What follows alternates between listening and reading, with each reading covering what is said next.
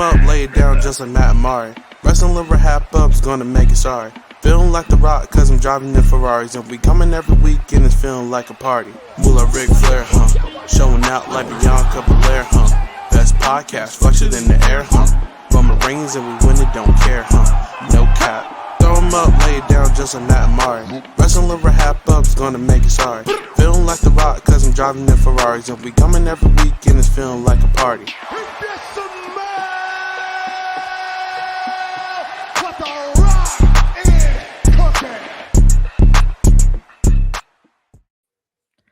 Hello, everyone. Welcome back to the Wrestling RHAPUp podcast. I'm your host, Mari Forth, and with me, as sometimes, Mr. Matt Scott. Matt, how are you?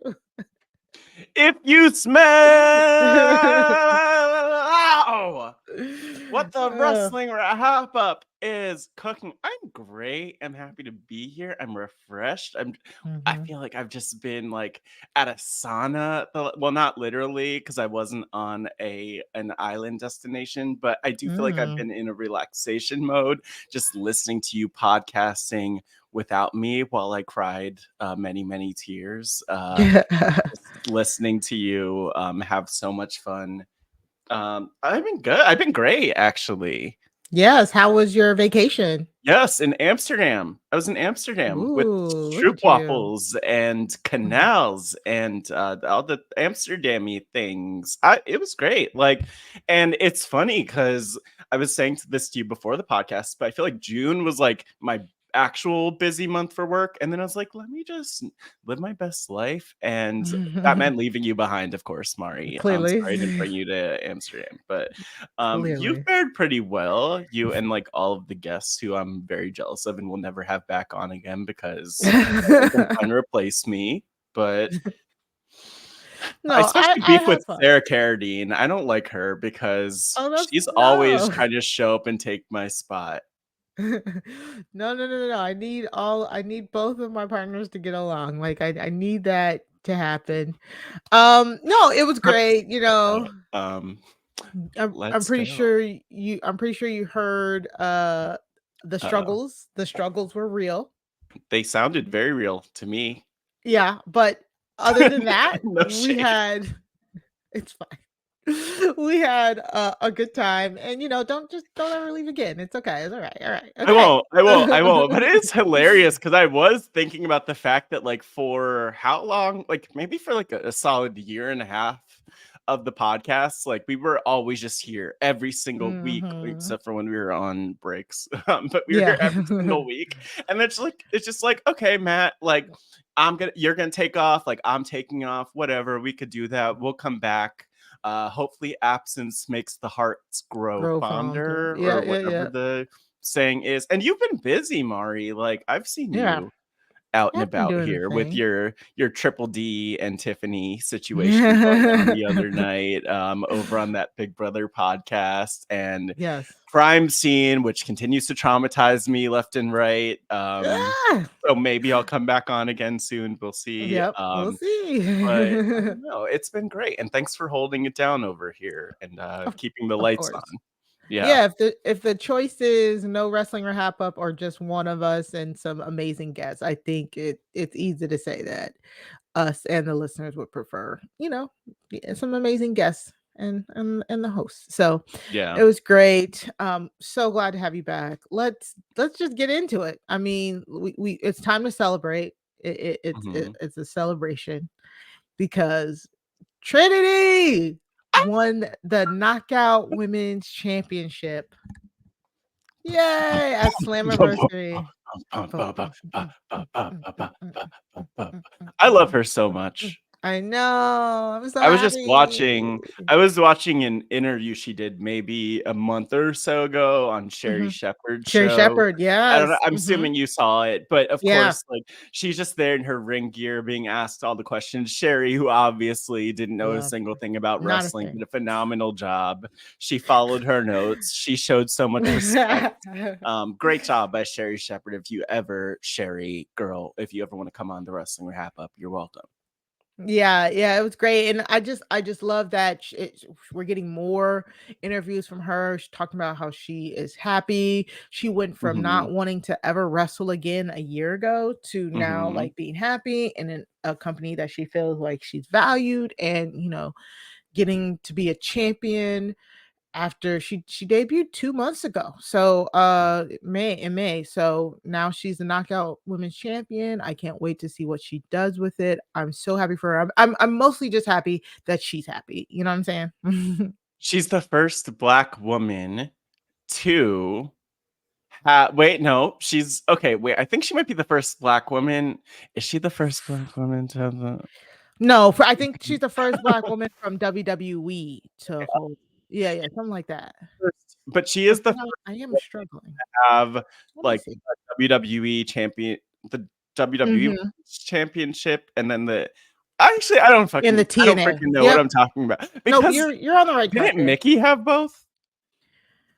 Yeah, but Mickey's not black, so she's the Oh, first Black woman to okay, wait, I was on Yeah, to yeah, something. yeah. First Yeah, Black yeah, woman yeah. to have a Because that's how they championship announced in it. WWE and And Impact. Impact. Yes, exactly. Okay. Yeah. You were there. Oddly You were there. specific, yes, oddly specific, You but said oddly specific. Yeah, I'm like trying to look at the champions, the list of champions right now, and ho Wikipedia, how dare you not have a list of the champions? wow. They don't have a list, You so know what I hear though? you. You know what's beautiful is that Trinity is beyond lists. She doesn't belong on lists. She is bigger than the list. She is the list.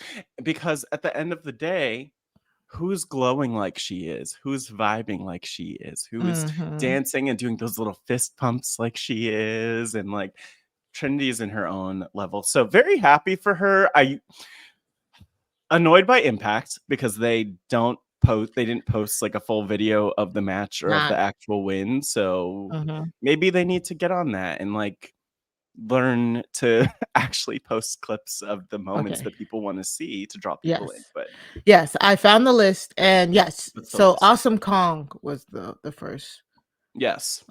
Black woman. Queen Kong, in my opinion. I love Actually, her. you know what? She might be the only one. Oh my gosh. That's Yeah. shocking.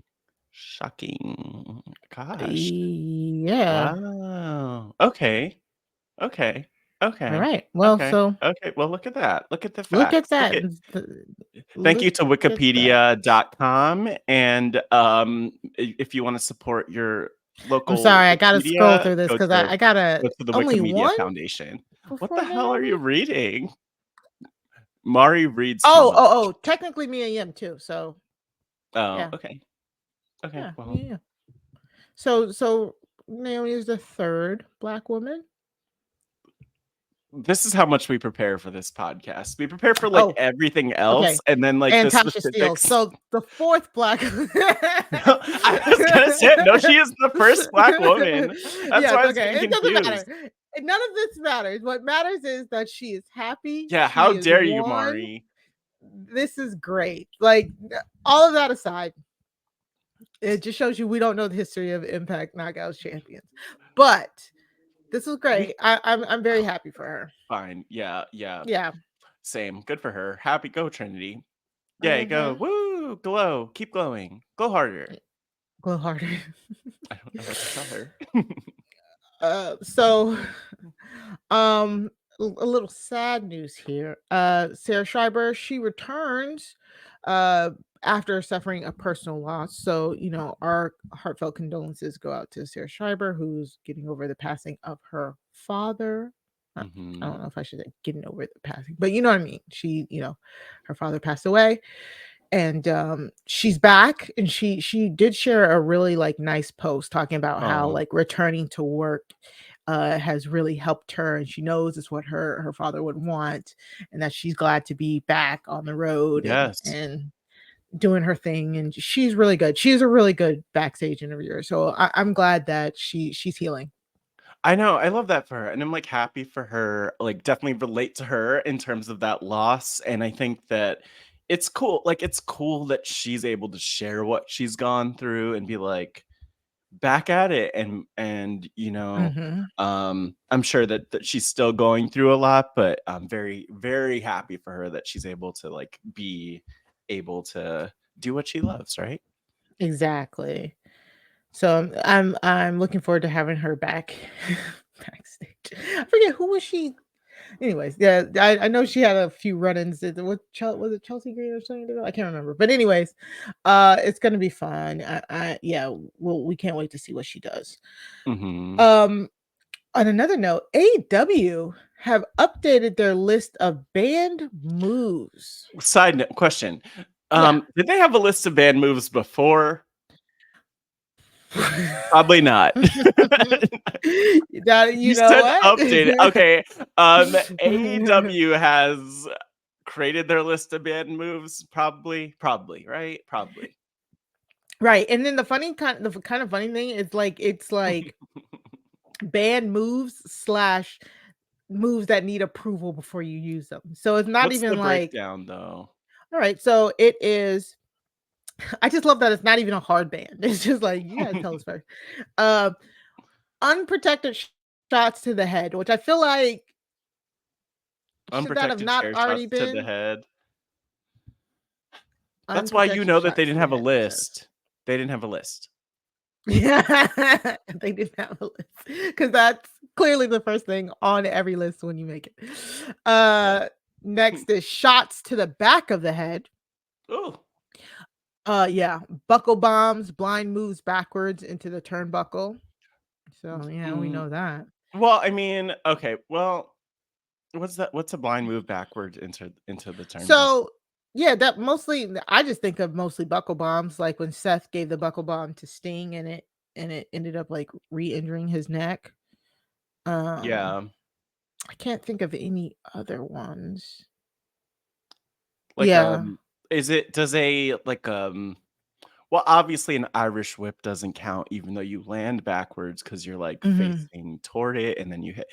But yeah, I mean, I don't freaking know. I mean, I'm just like picturing that move that like all the cruiserweights do where it's like the backhand spring into the corner, like whatever. Dana Brooke has one of those, but that probably doesn't count either. No, yeah. I think I think it's for the person who's taking the move. They don't want that. Okay. Yeah. I'll go. They're saying fencing response / seizure cells. Yeah. Like faking like you're having that's oof. Gruesome. Yeah, probably not a good idea to do that. I know like Bryan Danielson is one person who's done a lot of those. Like, really? Is he a lot? I feel like even in WWE when he returned from his neck injury, there were a lot of times he sold as if he just completely snapped his spine all over. So like, yeah, they probably have to cool off on that. Yeah, for that makes safety sense. reasons. Next are a couple of body fluid regulations. No Ew. spitting. Yeah. Ew. Like big ew. I like how that has to be specified. Yeah. That's disgusting. Sorry, I'm not podcast. Yeah. Blood in the crowd. No blood in the crowd.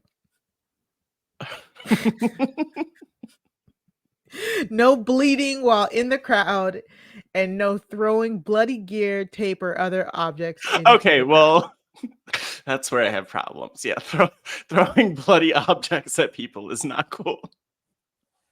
It's like it's not no blood. It's just no blood in the crowd. But just no blood in the crowd and no throwing bloody objects at people. That's nasty. That's nasty.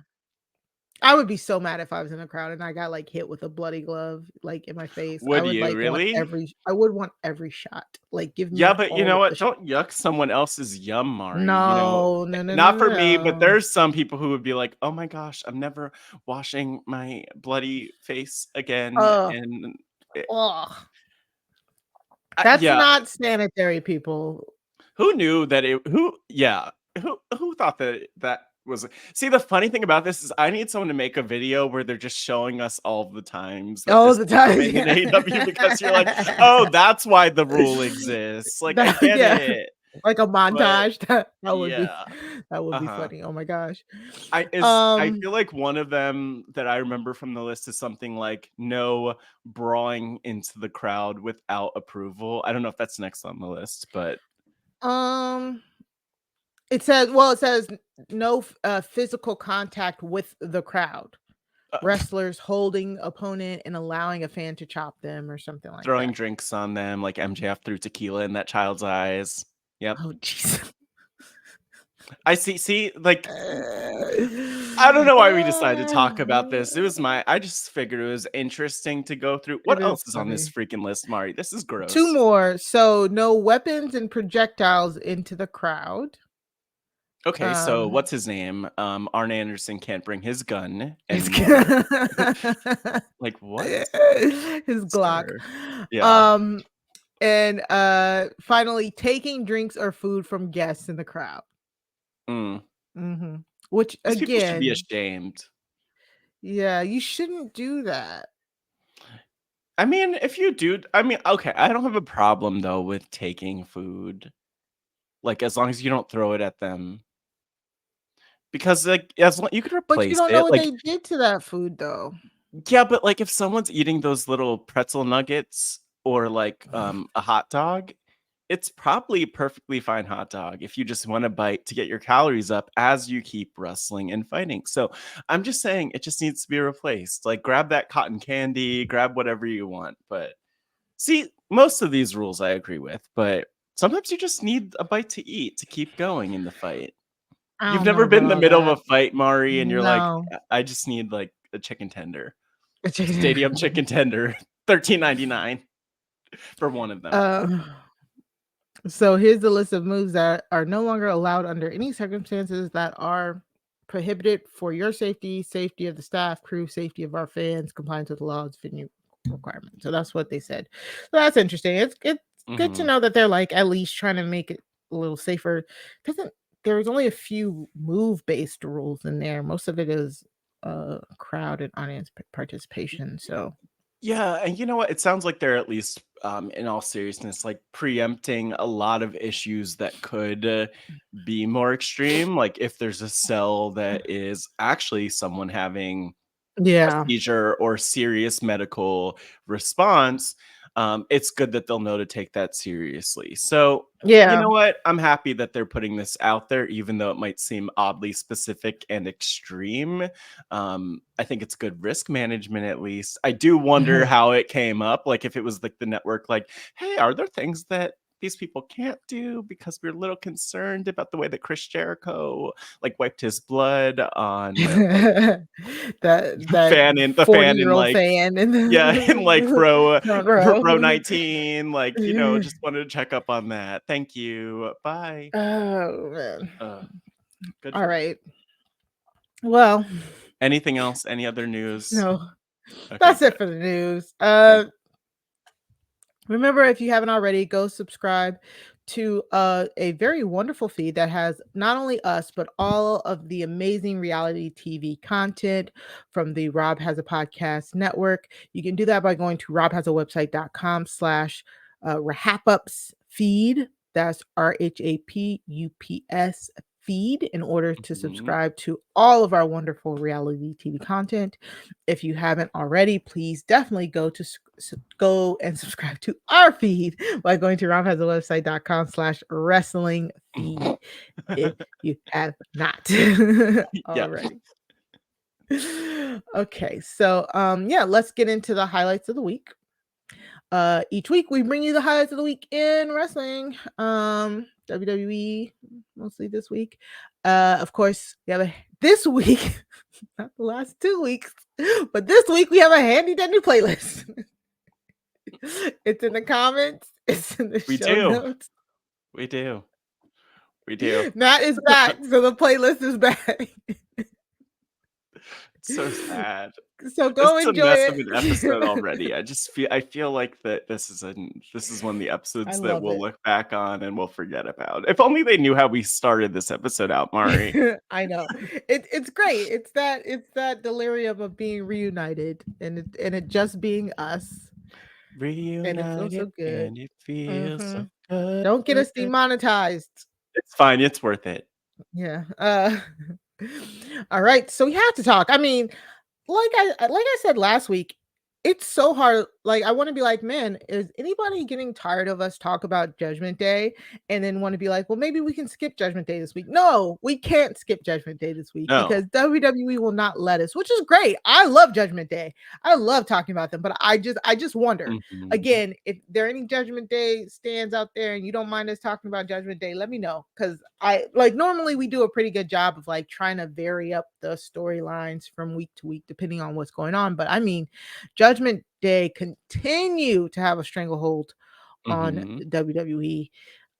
Matt, what do you think about Judgment Day's dominance so far? I love it. I love it. I Yeah. love everything about it from so many different angles because, for one, just with the group of the four of them, and hopefully you're watching on YouTube to see our lovely faces, but also the Yes. pictures that are pulled up this week. And, you know, like, I love that.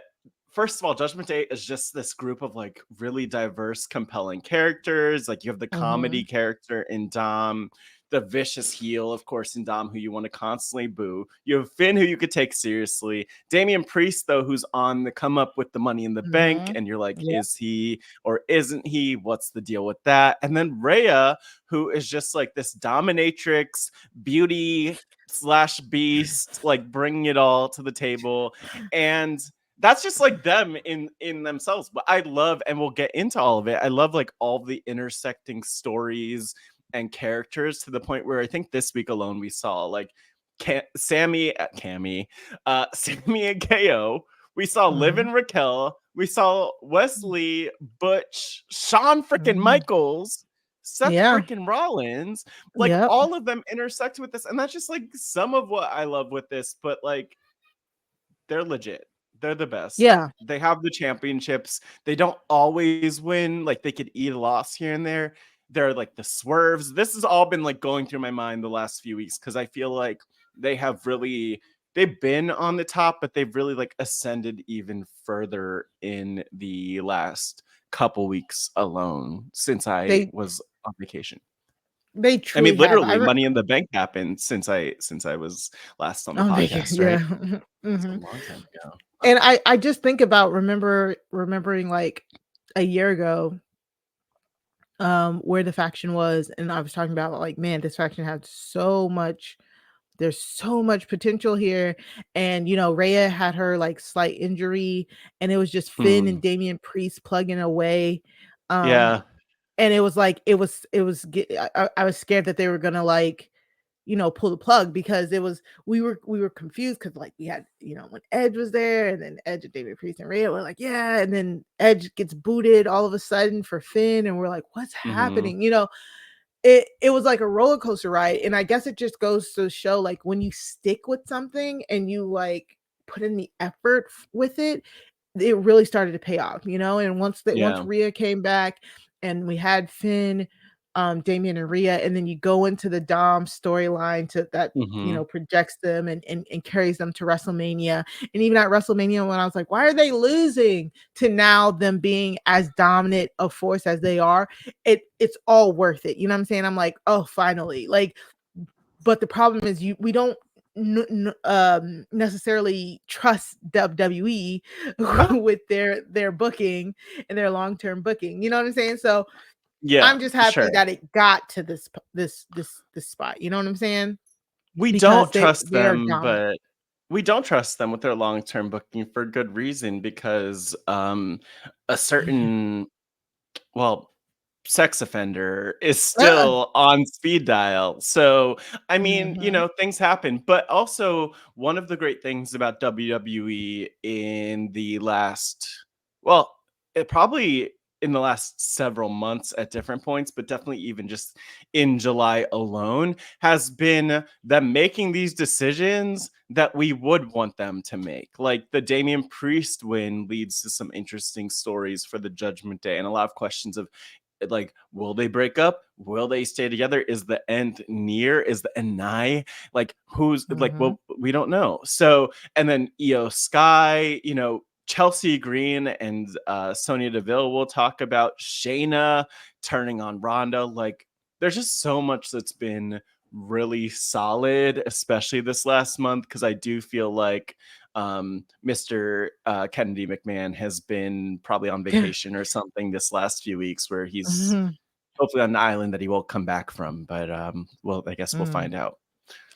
Yeah, I agree. It's been great. So let's just talk about like the big What's up thing. first? There's so much. Dominick Mysterio is a North American champion. Like, I remember and it worked because we actually watched NXT this week. Like, we watched NXT this week, and I saw this happen, and I was like, beg your pardon? Like, Right?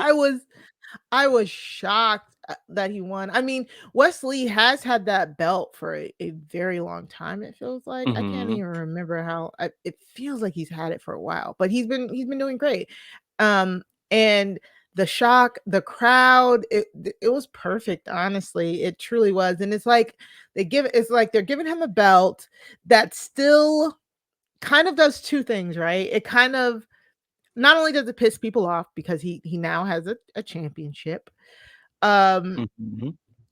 it gives him some credibility because he's like, yeah, see, I can contribute to the group. But then because it is like no offense to the North American title, but since it is like the secondary belt on the developmental brand, it's still kind of like, like try hardy. It's like still like the little brother, like, see, I could do it. Like, I could be just like you guys. Like, they're holding like the world belts, and he's like, you know what I'm saying? It's like it kind of adds to the dopiness of the character, I guess. I mean, I agree with you completely. And first of all, I love that they're just starting to like actively, frequently call him Dirty Dom, which for like, why? Like, what? he's dirty, he's Weird. grimy. We love that for him. It is a little weird.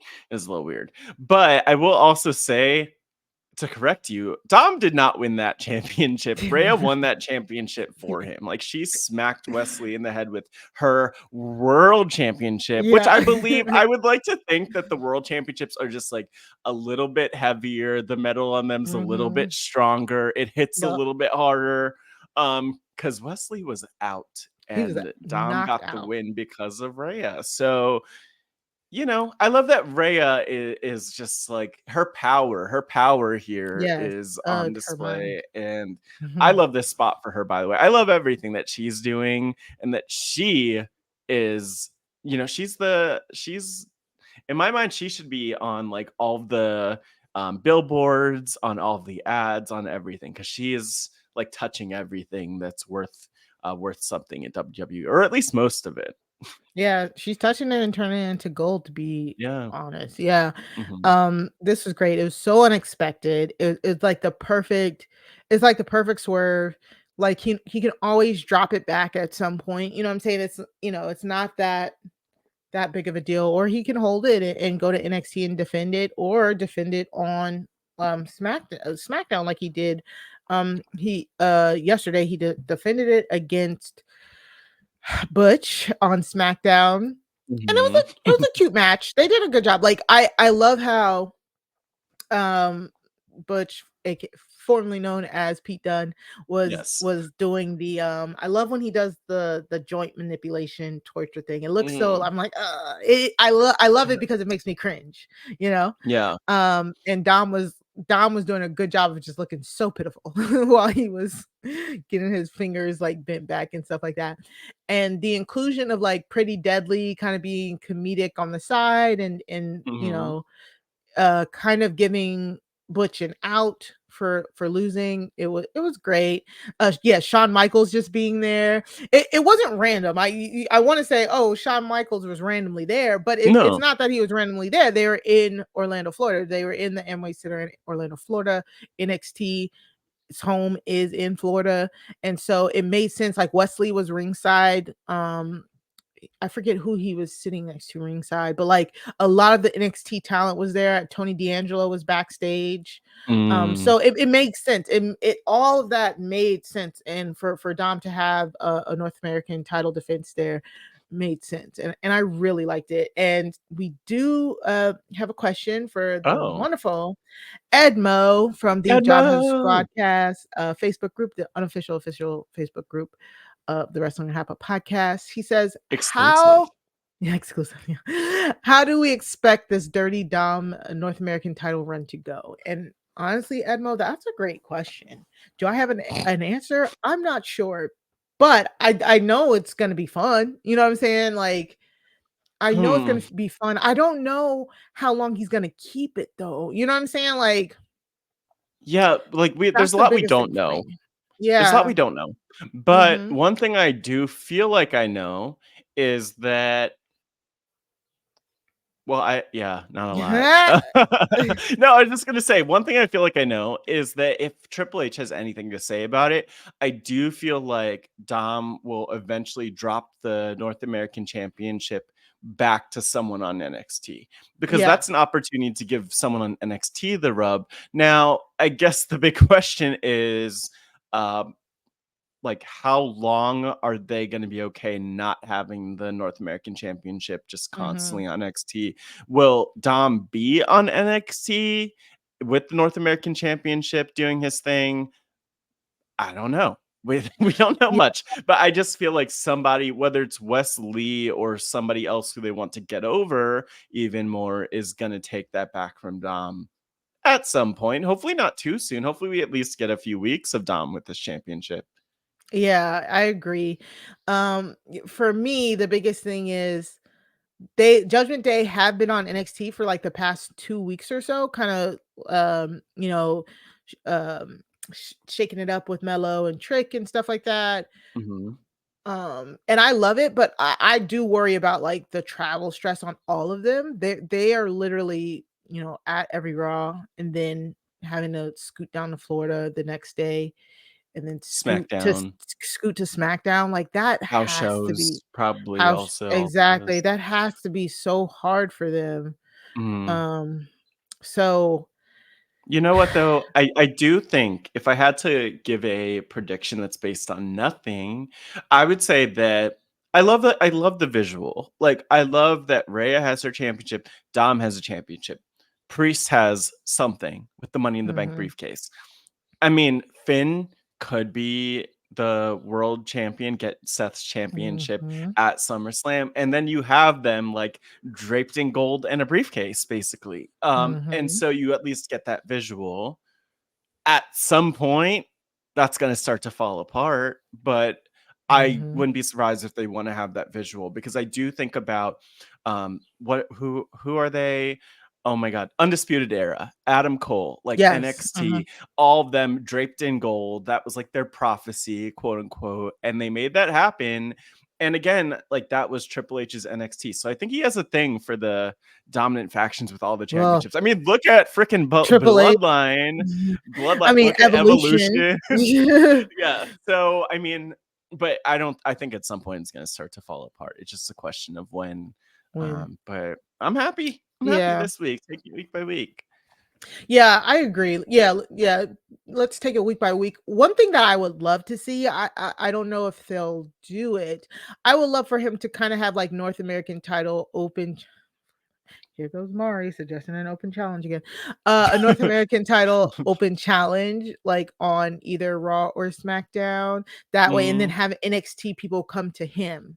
And that way, NXT people can be featured on the main shows. You know what I'm saying? I'm like kind of with you, but I think like the way I would punch that up a little bit is that it just needs to be like Dom. You have to be able to tell like Dom handpicked these people to come in. Like, I want the Gilbert of NXT to show up, or I want to be like, oh, here is like, I can't even think of someone but here's like this jobber from NXT who's like maybe never won a match, who faces Dom for the championship. And that way it's just Dom flexing, because he doesn't need the legitimate wins. That's the thing. He just needs to keep being the great heel that he is. That's true. That's a good point. And when I mean open challenge, I don't think he should be the one to like want the challenges. Maybe Oh, maybe they come Shawn to might them. yeah, maybe Shawn Michaels could just show up on like I'm pretty sure they can put him on Titantrons like every week, like, hey, Dom, yeah, you have one of my titles.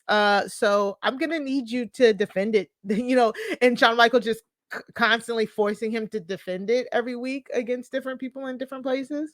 Oh, that'd be Something like cute that. and funny. Yeah. That'd be Mhm. hilarious. Yeah, But exactly, like, something where they force him to defend it, um, but he, like, constantly squeaks by.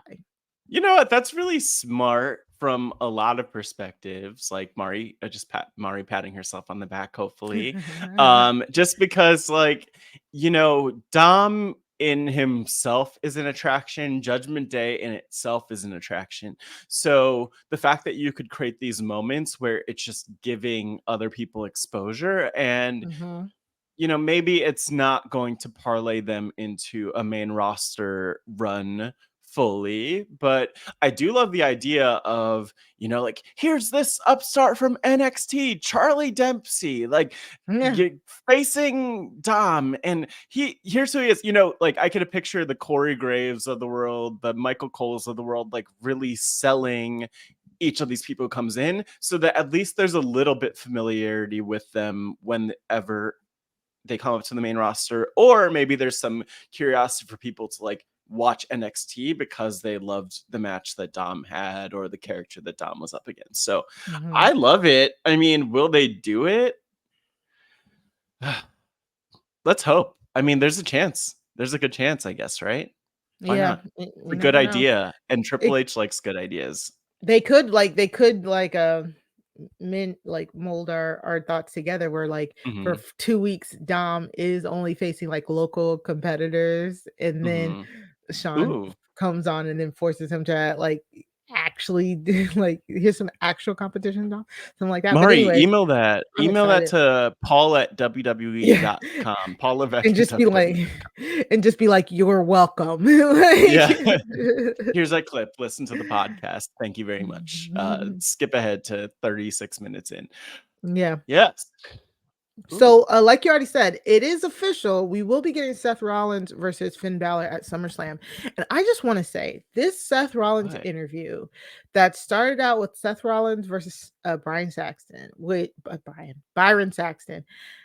So Same. good. Like Seth is like, I was like, Seth is acting. He's an actor. Like, give Seth his Octing. flowers. Octing the house down boots, as the kids Boots. say. Yes. Yes. But I Uh, will also say, like, the thing I love about it is that unlike some of the promos that we saw leading into Money in the Bank, for example, Seth dropped his character. Like he was actually yes. selling for the situation, and it made me take Finn a lot more seriously. Also, the fact that Yes. they're still doing this story, I'm like, oh my gosh, is Finn Balor gonna take that championship? Exactly. And then I look at it and I'm like, Finn Balor needs to take that championship from this man because there's just so much potential. There's so Yeah. much juice to squeeze out of that orange or lime or lemon or whatever juicy fruit there is, right? Like this is so juicy. So I com juicy. I completely agree. I was like because we all know I was saying like I thought Finn should have won at Money in the Bank and all of Yeah. that because the storyline just made so much sense. But this promo, oh my god, I got goosebumps watching. I was like, oh my god, Finn is serious. Like You know what? Let Finn me wants that belt. Here's what I'll give you. Like, I think that Triple H will strike the iron. Will strike the Strike while the what's iron is hot. is there something that you strike Strike like a? while the iron is hot. I know that the iron is hot, but what are you striking? The iron while it's hot. Why would you strike an iron? It's like forged and you're forging. You strike while the iron is hot. You strike it Sorry, while it's Mari. red. I was born in 1992, not in the Middle Ages. But anyway, let me Well, just if you say, are forged in fire like I do, you would know what that means. Mari, stop. Stop getting us off track, Mari. How dare you? No, I'm just saying, like, I think Triple H knows enough to strike while the iron is hot Mhm. because going into Money in the Bank, like, for instance, for me and probably a lot of people, like, you're not feeling it. You're not Mhm. feeling Finn as champion yet. You're not feeling the build fully. Seth had only been a champion for just over a month at that point. Mhm. And I like that, like, again, I keep freaking referencing it. So you already know my thoughts on this, but like with the Chelsea Green Sonya Deville thing, while that felt random, it also felt like the perfect time for them to win the championship because they were getting over so much, especially Chelsea Green. And I do Mhm. feel like with Finn, like the more that people take this seriously, like, sure, switch the championship because he is so legit and it would make so much sense. I think people would be probably even more excited to see him win that championship at SummerSlam, which is, correct me if I'm wrong, but SummerSlam's where he won the Universal Championship initially, right? To become the Yeah, inaugural SummerSlam. champion back in the Mhm. day. Mhm. So before he was injured, or when he was injured, I should say. And so, Mhm. I mean, give it to him. This Yeah. is the man. This is Judgment Day. This is the show. The whole And effing show. Sorry, and RVD. and that's what I was saying. I was like, initially that's what I thought.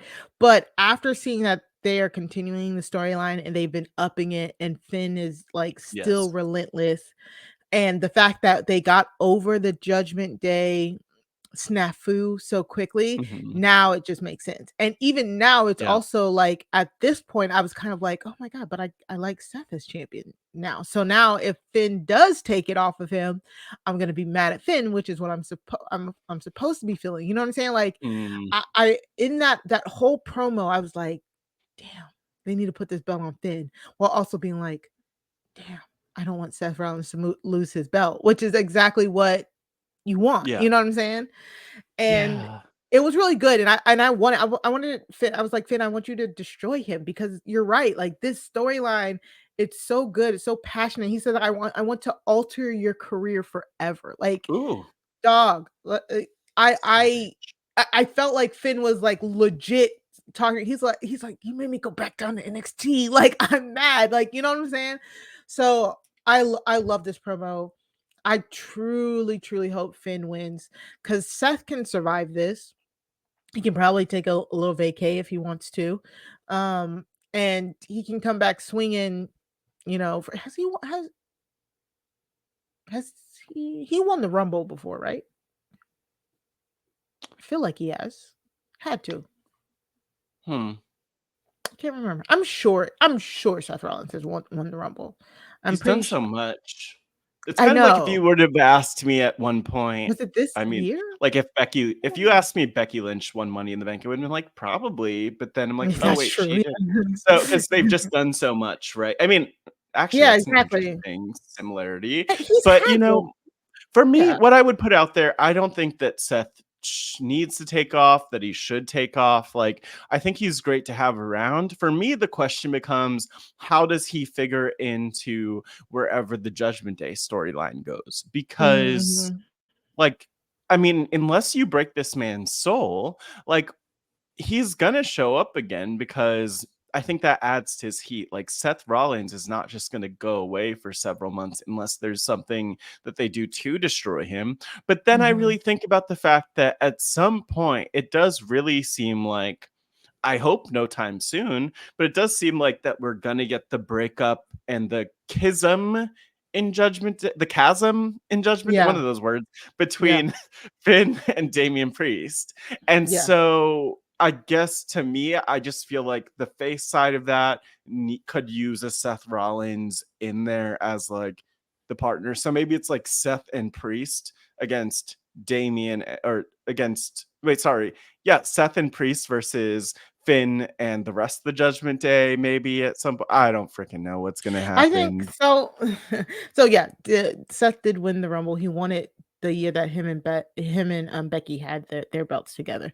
Mm, So yeah, I said all that to say, like, I think Seth can now, if he loses his belt, I think he should. I think if somebody tells me I'm gonna severely alter your career, like, I feel like they should take a few days off. Like, I like this whole span because Seth injured Finn to the point where he was not able to wrestle for. you think he's gonna buckle bomb him? Oh my Well, I god. mean, No, I mean, I'm just like, I think that They would be could, they poetic should. That'd justice, be a is like great doing it'd be a that great move. callback. Yeah, it'd be a great I callback. don't think either of them would be injured in Yeah. that situation. I just feel like, I think they've done it before. I don't know. who But knows? yeah, either way, I say, yeah, Seth can take a loss here and it'd be fine. And if you give Finn that belt, and it's now Finn with the belt, Dominic with the North America title, Rhea Give it with to the us. women's world title, and Money. Damien's holding on to that money in the bank. It gives them enough time to like. Then I'm pretty sure. I'm wondering if we're gonna get a Judgment Day. We have, Survivor Series is coming. I don't. They've never done a mixed Survivor Series, so I don't think they'll ever. I don't think they'll do that. But Judgment Day, I feel like, is gonna last a while. And it's gonna get to the point where it's like, It Priest, needs to. what are you gonna do with that briefcase? You know what I'm saying? We're gonna get. I think we're gonna get that evolution storyline. The whole, but Batista wins the Randy Orton. Randy Orton. Yes. Sorry. Damn. God. At Sorry, y'all. SummerSlam 2004. I remember that. Yeah.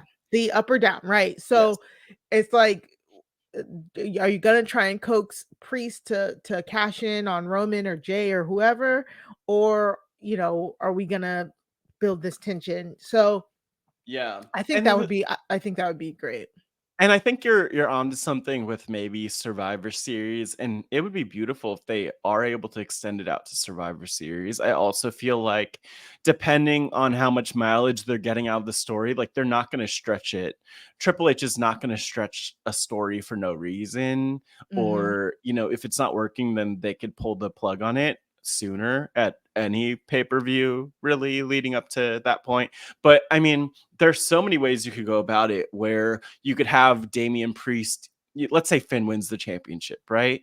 Priest doesn't want to cash in on Finn because they have this great thing with the Judgment Day. So, maybe he's there, he's just waiting patiently, but also maybe he's not doing his all to like help Finn keep the championship, because it's a lot easier if Finn loses it for Damian to get it from somebody else to cash in. True. And I just feel like over time, like, Damian Priest is going to have to get really impatient and then cash in at some point. But I just feel like it's going to be like that simmering, like, how could I have the championship while also not throwing out Judgment Day, which has like brought me to the dance, basically. Yeah, I agree. I think you get like way more storylines if you give it to Finn and Finn and Damian. So I mean, we're not doing our predictions now. We said all that not to do our predictions, but no, I just think a prediction.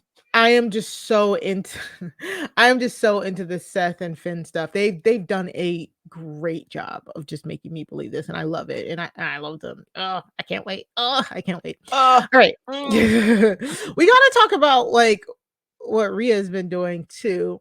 What has she been doing other than everything and carrying the company on her back? On her back, yeah, her back must hurt. So we have new women's tag team champions. Again, who are they, Mari? Who are the women's tag team champions? Chelsea Green and Sonya Deville have officially won the tag team championships, the women's tag team championship belts from Liv Morgan and Raquel Rodriguez. And I feel like I'm of like three minds of it all. I talked about it last week with Sarah and Torin. So I was like, yes, I think I even said it on the podcast. I'm like, it would kind of make sense if Chelsea and Sonya win, but it's weird because Liv and Raquel just won. Like, what was like? It just feels weird that like these are technically our fourth champions, because I also count Lita and Alba Fire. Becky. Alba Fire and Ela Dawn. Like, is our fourth champions since like Money in the Bank, like the week before Money in the Bank. That's like 4 champions in 5 weeks, 6 weeks. Why are you counting? You're counting like a hater right now. And don't but no, because even on that podcast, I said I don't mind the championships shifting hands, because I don't necessarily care for overly long reigns. I just kind of want it to make sense, you know what I'm saying? And so like the whole Ela Dawn, Alba Fire, that made Ronda, that made no sense. That made no sense. And it's funny that they were like, okay, we're gonna put our championships on the line with your championships. And it's Yeah. like, wait, what? No, that's stupid. Like, why? No. Exactly. So, and even I And mean where are they? the Ronda Shayna of it all makes sense. That's been a good spin-off. You know what I'm saying? So Yeah, I great. guess they're But Mari, like to your point, like they could have had that. Okay, let's look. Let's go back. So Ronda and Shayna could have won the championships right after, WrestleMania if they weren't injured. They could have won those championships right after WrestleMania. I do feel like the injuries that what's her name? Rhonda Ronda and Shayna Rousey. had Mhm. enunciate. I forgot how to enunciate in my time off. I'm like candy Mhm. views.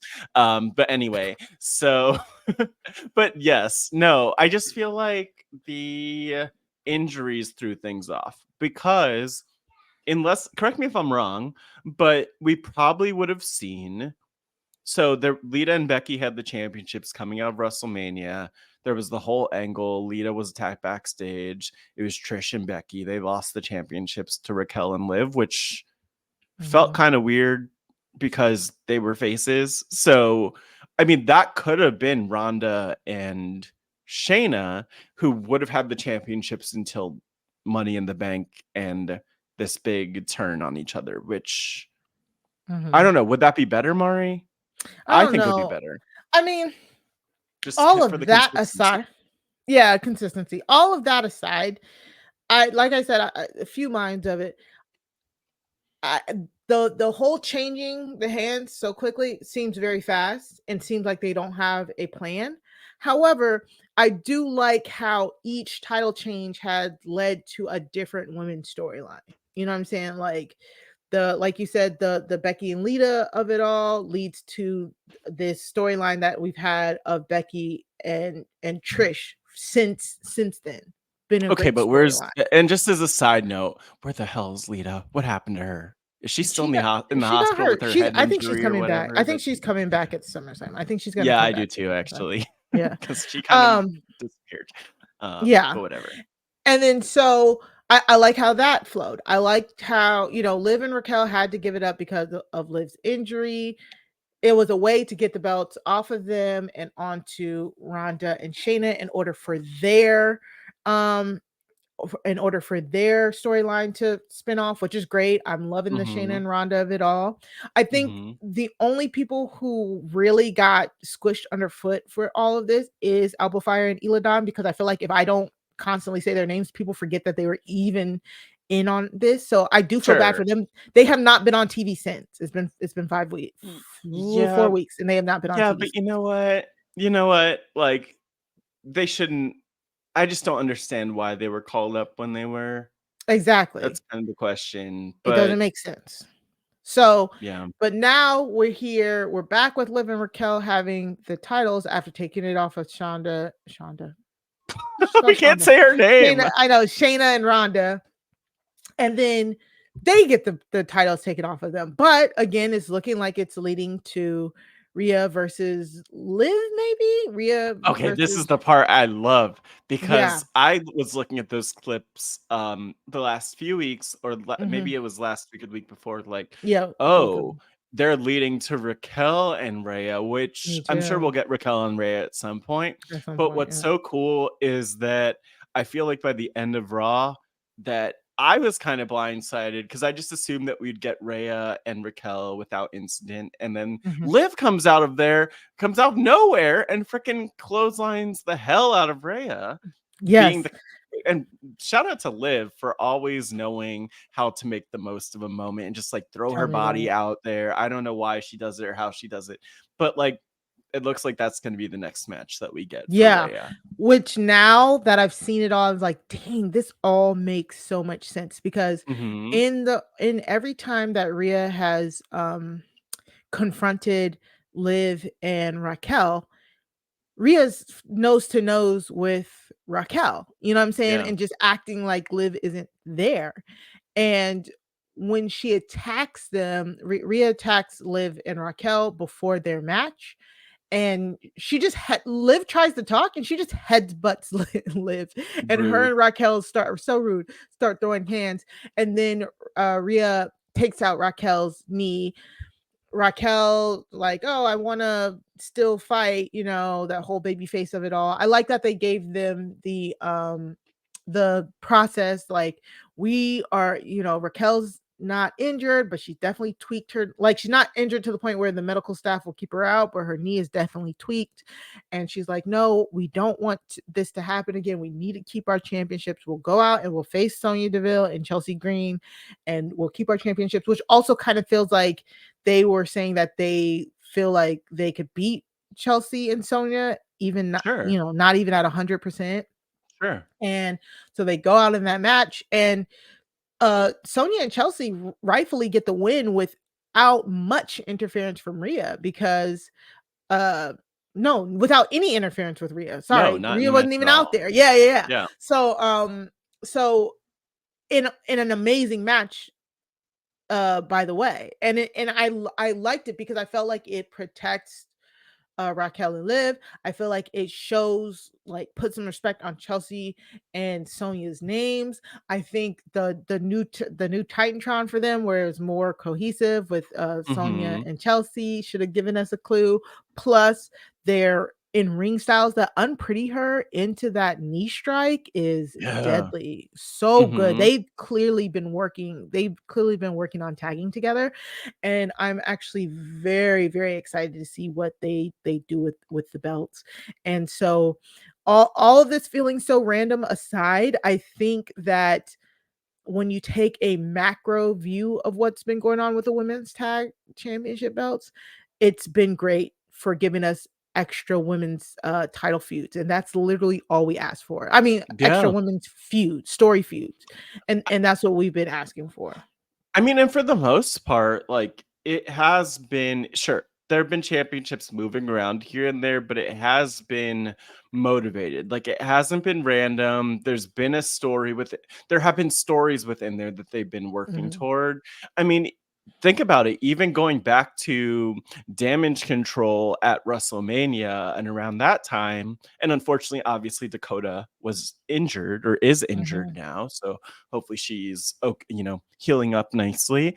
But we were even talking then about the stories within Damage Control, and like, where will Damage Control go? It looked like there was some tension between Bayley and Iyo and Dakota, and just like, so I love that there's some motivation there, and injuries get in the way, weird booking choices sometimes get in the way, random call-ups that, are two awesome competitors that you decide to take a championship off of for no reason gets in the way.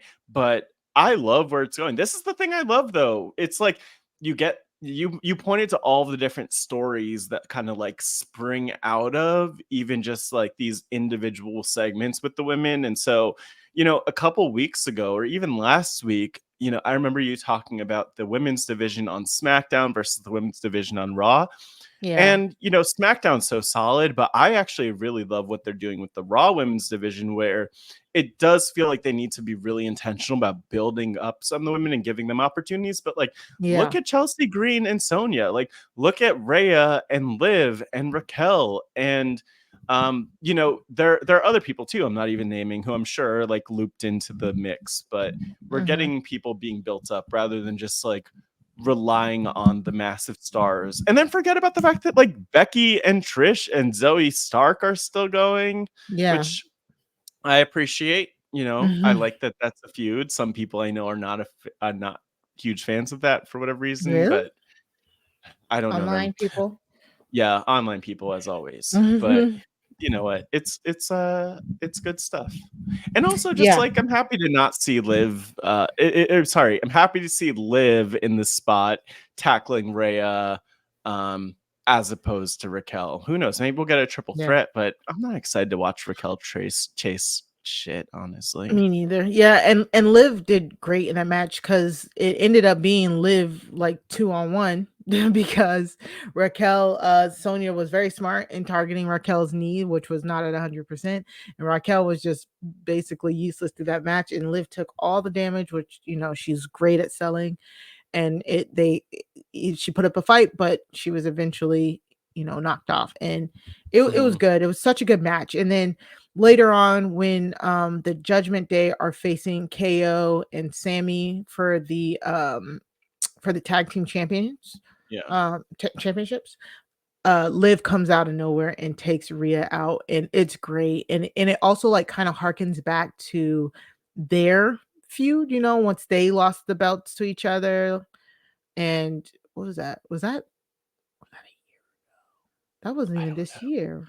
That wasn't They this lost. year. That happened. Well, Wasn't a they year. had what it harkens back to, because It was before Judgment Day, right? It was I'm before she struggling joined to Judgment Day. Yeah. remember. I'm struggling to remember what you're talking about Because exactly. they used to be champions together. Remember, they were women's Oh tag team champions yeah, together. Yeah. we've referenced that before. But you Yeah, know and what? I think it was before Rhea joined Judgment Day. It was But the she Royal turned on Rumble, Liv, and the Royal Rumble this year to me is like maybe I feel like there have been some other things between them maybe since then. they've But been like, but mhm. they were like the first two, and then the final two in Yep. this year's Women's Mhm. Rumble. So I like that long-term storytelling. I'm Yep, it happy for is. Liv. I'm happy for Liv. She works hard. She You could does. tell. And this is it's a great like David versus Goliath storyline. Again, Liv is gonna sell. So Mhm. it's great. It's great. I'm excited. I hope they build towards that. Hopefully, maybe we get Rhea versus Liv at SummerSlam. Like, because we've talked about it the last few weeks. Rhea hasn't really had any big defenses. She's been just dealing with Judgment Day stuff, and so getting Liv in line to possibly be a challenger again, possibly be on like a War Games or a Survivor Series Mhm. match would be great as well.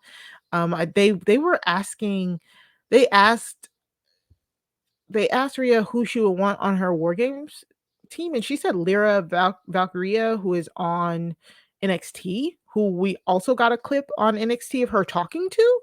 So that I found that very interesting. I don't know if Mm. that's just a throwaway thing or what, but Rhea might be looking for a protege of her own. I don't know. That could But be a throwaway, and yeah. honestly, I mean, and one reason I say it could be a throwaway is just that NXT is doing its own thing, and yes, there's Mhm. overlap that we see. Like, I don't know this for sure, but I feel like Shawn Michaels creatively leads, or has a He lot to does. do with NXT. He does. Yeah. Obviously, that could work in synergy with the Triple H WWE main roster approach, but it could also be just a random throwaway. I mean, Mhm. why not?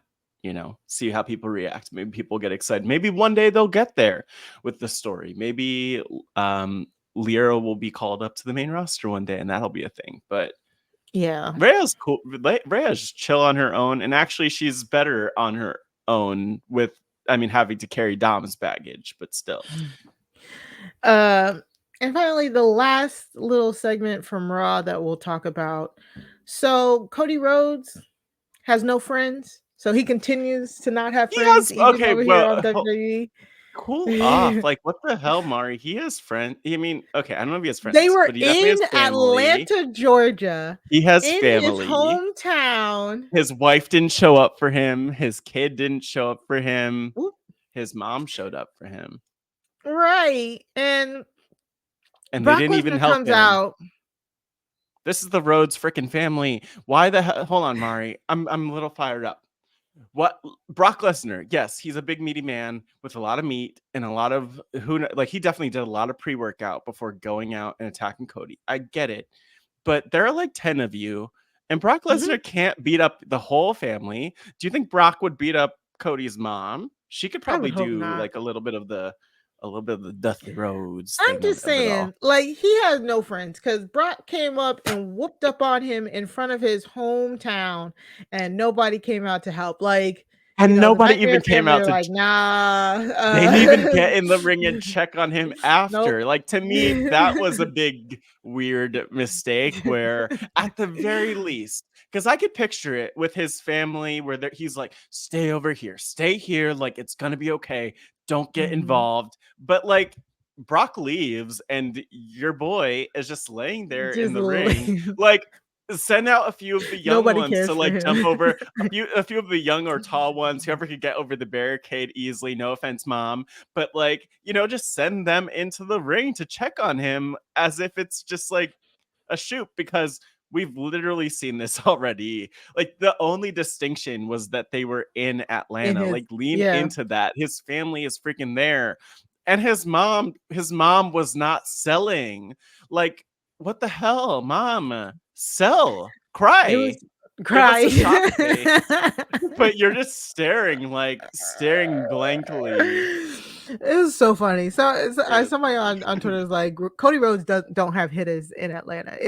There's just no way. Like it, you know, if this was the Attitude Era, like the equivalent of the Mean Street Posse would have jumped over the barricade and That's came what and I thought helped, his family was there Like, for. There's even a tall one. There was a tall one there. I don't like a oh tall man. guy. I'm just assuming he could have jumped in there and done something. Like, this could have been someone's debut. But where's Goldust is my Well, question. Where's Brandy? Dustin said on he tweeted on I think He I think he tweeted tweeted he was like, oh, if I could have been there I would have, but F Brock, he was mad. He was something. like, yeah, it was Maybe you funny. should be a better I just family thought that was member. funny. Okay, whatever. Yeah, I thought it was funny too. Yeah. That he got his ass kicked, because I really did. I love Cody. Like, I love Mhm. the intensity that he brings to all of these different situations. And I really thought that his family being there would be the motivation for him to get the best of Brock. But I thought wrong, Mari. I was so Yeah. wrong. He just got dominated, like, left and right. God, that's Yeah. embarrassing. How are you even gonna go to your family reunion after that? Like, you just got your ass kicked. You let down the Rhodes family name. We still love Yeah. you, but maybe you should just get back up next time. Yeah, exactly. It was funny. It was great. And of course it's official. Cody Rhodes versus Brock Lesnar at SummerSlam for their official rubber match. Cool. Cool.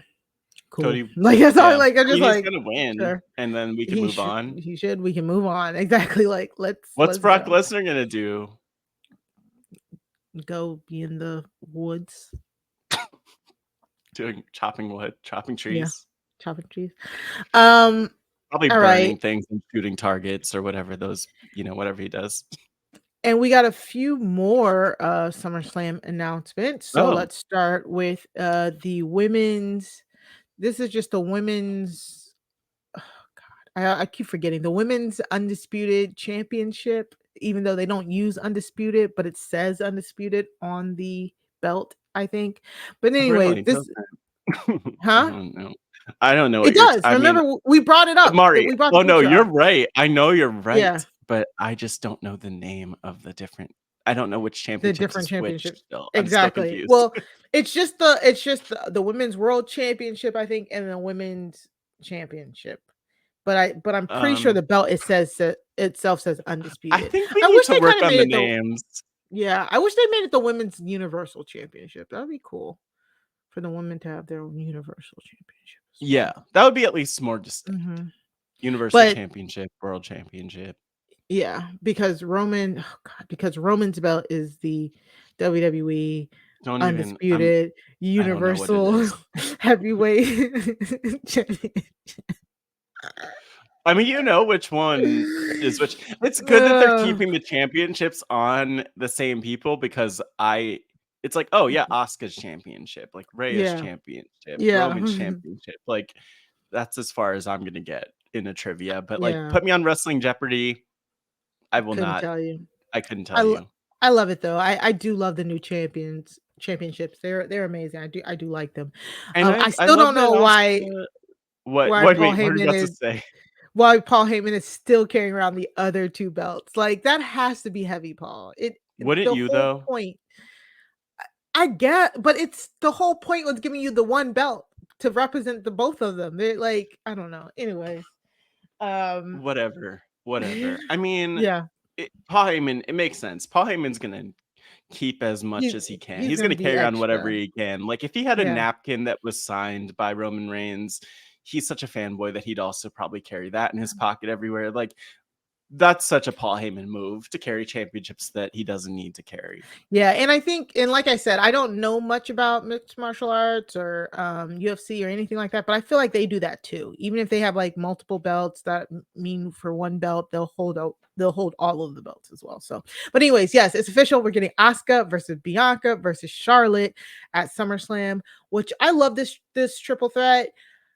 I was kind of hoping that Iyo would make it a fatal four-way, but I think she might be ready to pounce afterwards. I don't know. I don't know how this Money No, in the Bank is gonna go now. I still I'm think scared. I think she's gonna lose it. I I'm don't know. scared. I think you made that up though.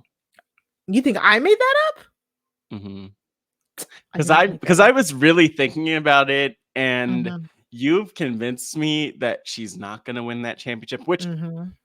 I could believe, but it's because you convinced me. So now I'm like, Yeah, maybe I'm just second guessing it as all. yeah. But they did lay a lot of breadcrumbs and hints. It's just we'll see. We'll see. We'll I mean, see. Yeah. it would be weird for Iyo to it would actually be kind of weird for Iyo to win that championship just because with the way that so many storylines are intersecting, like, yes, we have Iyo and Bayley as a thing, and that's a story that needs to be fully realized, but Yeah.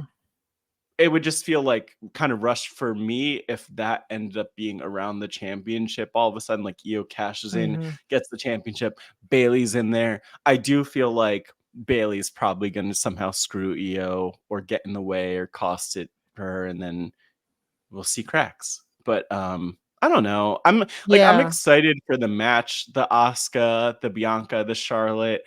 And by the way, this last few weeks, like I have really loved seeing so much. Like Bianca's character developing, Mhm. and just her without the championship is really So nice and good. beautiful, and seeing her beat up everybody.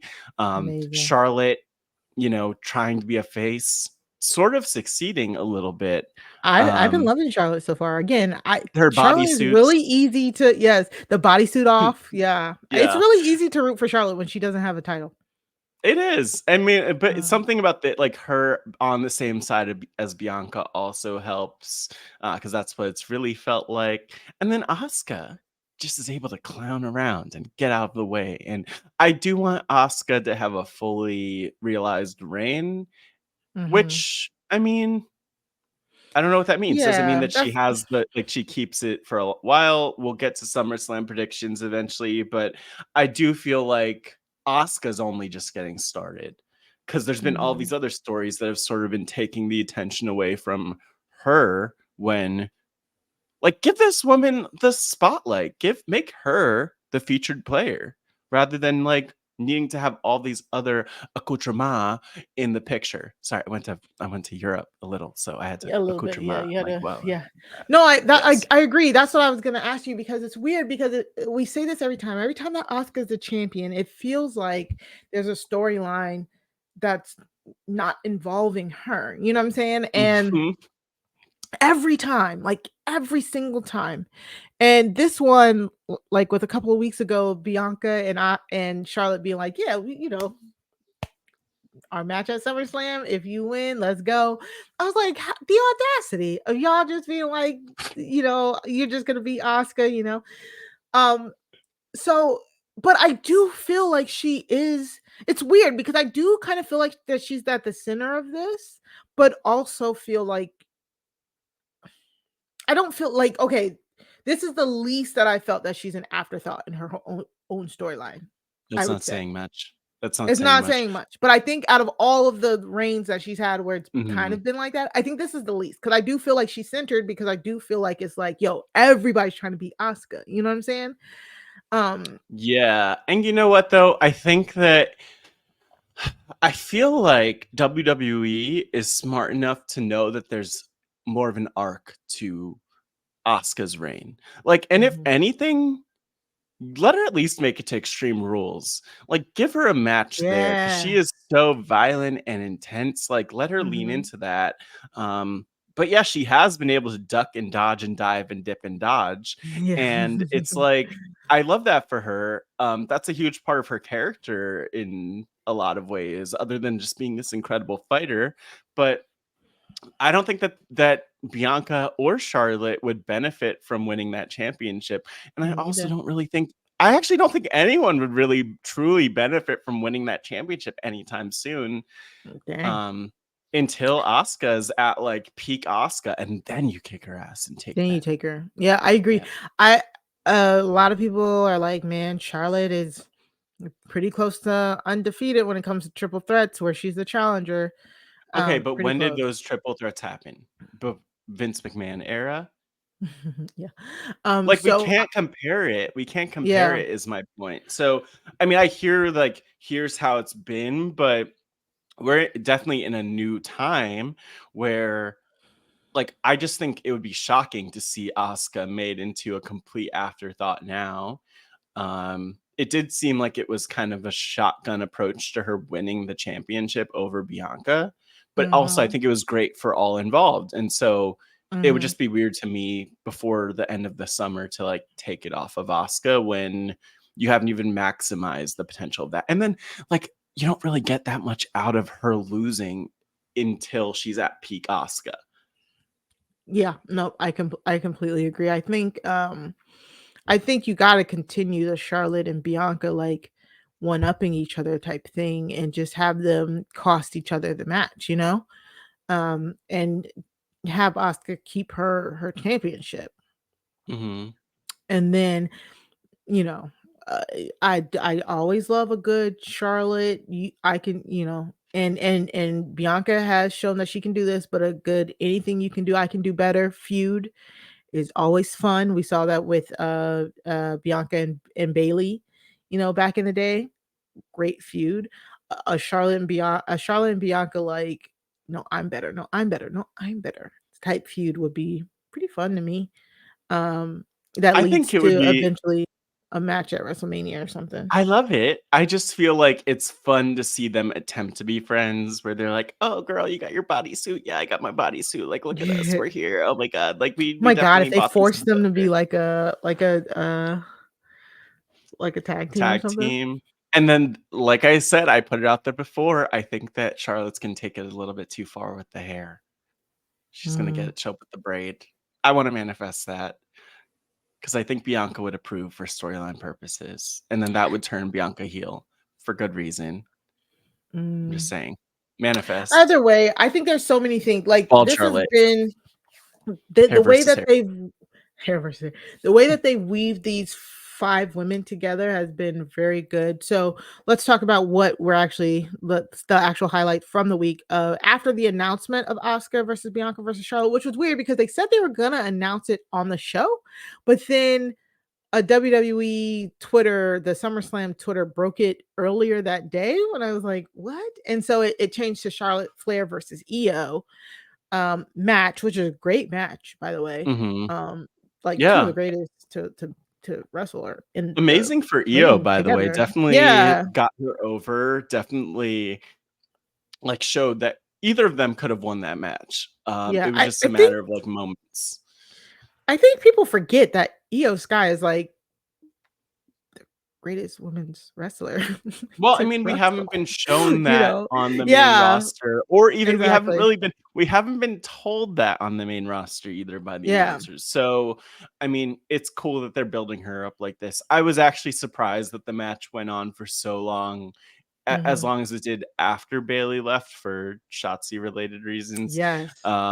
Which is another storyline that's intertwined with this too. Exactly. That's what I was Um, about to get into. Yeah. yeah. So within the Charlotte and Io match, um, we saw that Shotzi like cut her hair and it's just going through some things. And so she scared Bailey out from ringside. So I'm trying to figure out, is this seems like this is a Shotzi versus Bailey feud, not a Shotzi Io Bayley feud. It's almost feeling like to me. It feels like the Yeah, Shotzi it's Bayley separate. feud is interfering with Iyo and Bayley as a team. I think that's where we're gonna go with that because Bayley leaves, Io's by herself, and Io's distracted momentarily. But you can kind of reasonably say, even though it went on longer after Bayley left, Iyo, was kind of distracted, and it leads to her losing. Again, I hate when people lose to the natural selection. I need Charlotte to get a better, like, low impact move because the I natural like selection is liked so it. disrespectful to me. Really? Their I head liked it their though in head this spot. bounces 2 inches off the mat, and all of a sudden they're knocked out. I can't say you're wrong, but I do feel like the way that she hits it is like it's almost respectful in the way that they're caught off guard, you know? Like you're not Mm. like you're getting Like, it's up out the of momentum, you're nowhere. like, yeah, Mhm. yeah. That would hurt my spine, Mari. I don't know if I'd be able to get up from the natural selection, TBH. Either That's way, where I draw the line. great match. Asuka comes out later to, like, to hit Charlotte a couple times, I believe. No Bianca at all, which is She didn't need to be here. yeah, very Because interesting. I think the problem, like there's already enough story there. Yeah, You they're know, like Bianca, we know where she is. I'd rather have her not show up than just have her as filler or have her just Mhm, because. Because again, Bayley Shotzi, that story moves forward here. mhm. Asuka, Charlotte, Bianca also moved forward, even though Bianca wasn't there. Iyo, you know, I love what they're doing. It's good. Yeah. Everyone's being built up. Everyone's being built up. Like no one's stock is going down because of this story. Yeah, I agree. And so also Bayley, we at the beginning of the week, Bayley, there was a video circulating from a house show where Bayley's knee looked like it got hyperextended when she was in the ring with Asuka. And I think it was Lady Ref Jess who checked on her, threw up the X. Charlotte checked on her, and we were kind of fearing that Bayley might have been injured, but Bayley was out there on SmackDown. She Mhm. also tweeted, I think a day or two after, saying she was okay. She was just icing it. She was, like, visibly limping a little bit on Sure. SmackDown. I'm wondering if she had, like, her brace on under her clothes or anything like that. But You know, looks like it's okay. your girl famously has bad knees. No Yeah, shade to Bailey, but she has bad yeah. knees. So I'm just saying, like, and she's talked about this before. I remember her like on a podcast of some sort, just talking about how even like jumping for her, like, Bailey doesn't jump a lot because Mhm. you wear down your knees at some point. So I'm glad she was okay. I was very worried though after I saw that clip that you never know. Like it could have been a torn ACL or something worse. So Mhm. I am still a little confused what kind of injury it was, but Well, she tweaked so it. yeah, when Bayley was out for that long period, she had tore her ACL, and I'm not sure if that was the same leg that, like, so her leg definitely got hyperextended with the Asuka thing. She, like, they miscalculated a move, and it looked like her leg got, like, hyperextended, like, inward a little bit. So if it is, if it was the same, leg, it probably just, as somebody with knee issues, like current knee issues, Yeah. Yeah. Yeah. yeah, Yeah. well, yeah, like it probably just tweaked it, and she looks like she's probably aggressively icing and just, resting it and stuff like that. So On a random note related to Bailey's body, um, have you ever watched there's a the chiropractor on chiropractor, YouTube? Yes. I yes, was literally just like 2 not days ago watching him like take a hammer to Bailey's yeah. spine and like Oh other god. adjustments as she's being interviewed. And I remember watching that for like Jade Cargill and probably a couple other people. Yeah, But Bobby Lashley. damn, I watched Bobby Lashley's.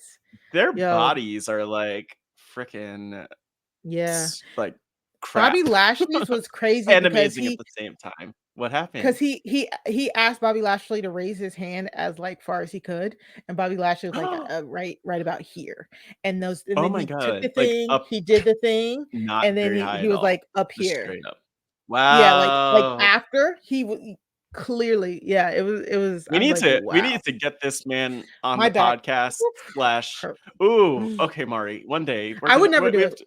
We'll reach I out to him can't. and have him hammer at us No, because I would love that that. seems like so Ooh, much. That seems like so much. oh, Like when you can visibly hear it, that just feels like, oh my god. I'm That just just going for a neck crack right now. Oh, can't. Speaking of Bobby Lashley, I know Yeah. we're done Oh, with the is he? Asuka, Bianca, Where is Charlotte, he? all of that. Yes.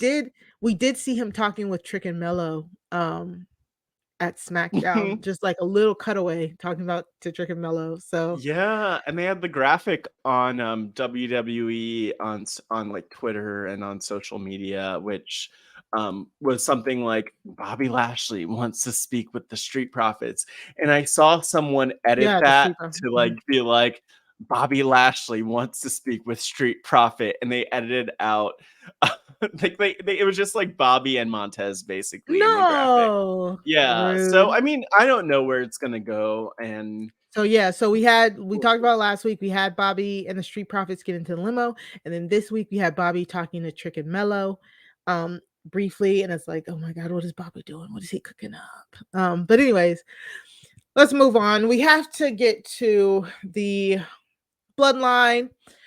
I know, Matt, you haven't been able to comment on the uh-oh. Bloodline in the past few weeks. No. I'm just saying, like, they are keeping this going. Yeah, they are. Your thoughts? Okay. Okay, let me breathe. Because I just feel like, okay, so, pulling up the images, that's what we do. Look at YouTube. Cute. I'm in love with the Judgment Day storyline. Yeah. And maybe we talked about this a little bit before I was out, Mhm. but I mean, I like that it keeps moving. And I'm glad that people are really into it. To me, it's just like slow and a lot very intentional and a lot of beats. And I know it's good. I am just not excited. I'm not excited by the story right now, is the thing. Mhm. Like, I'm not like, oh, what's gonna happen? Is Roman gonna lose the championship to Jay. Jay or whatever? Like, I'm not concerned about that because I feel like maybe similar to the I'll contrast it with the Judgment Day. With the Judgment Day, one day we're going to see them break up. We're going to see something blow up and happen. We're feeling it. And I think it's exciting because we don't know exactly how they're going to do it. And Mhm. I just feel like we're going to see this man, Roman Reigns, left alone by everybody and just depressed and going through it.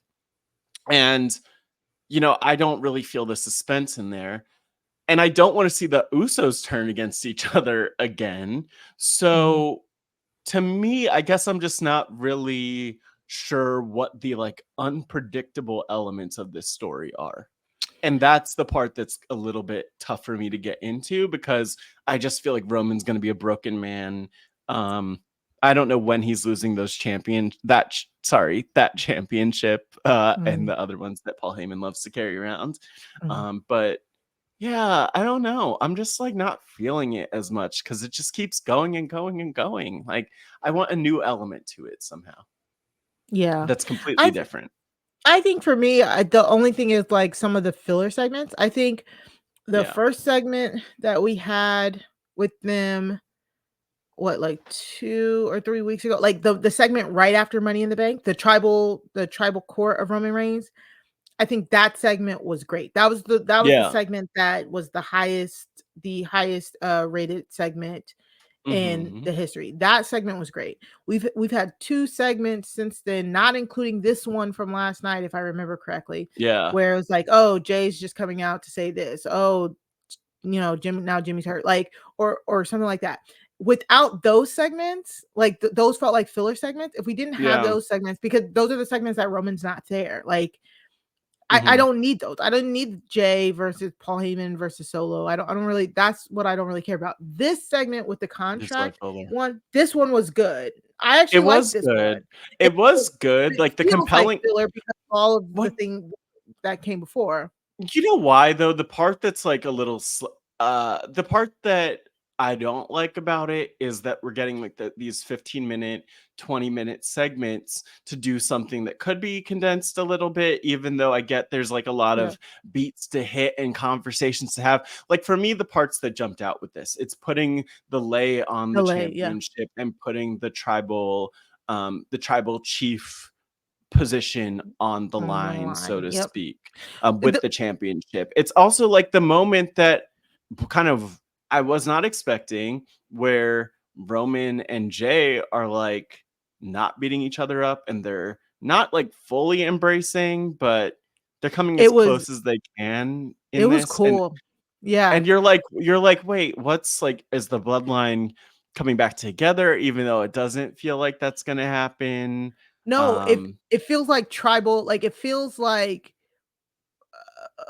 what's the word? Like